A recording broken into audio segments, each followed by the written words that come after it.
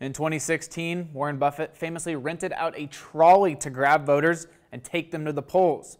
This year, the trolley is gone, but there are still plenty of ways for folks to get a free ride to the ballot box.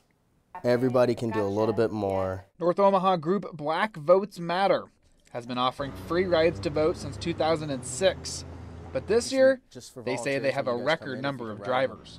Many people on election day 2 years ago felt that they could have done more, and they're doing everything they can to do it. Whether it's taking one person to the polls, whether it's canvassing for the candidate they're choosing, or whether it's making phone calls. Anything you can do to get people to come out. Their volunteers have already made more than 100 trips to the Election Commission office for early voting. That sometimes we knock on their door and it's like, hey, you can also vote early, and they're like, well, I would like to vote today.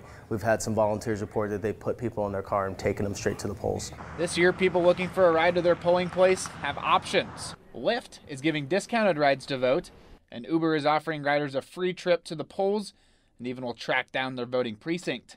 And if you don't use those apps or live in North Omaha, no problem.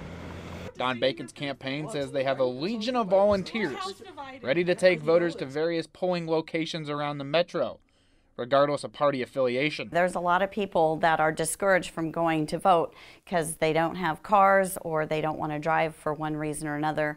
There's tons of reasons to be discouraged from voting, and if I can wipe out some of those reasons and get somebody to vote, I'm going to do it.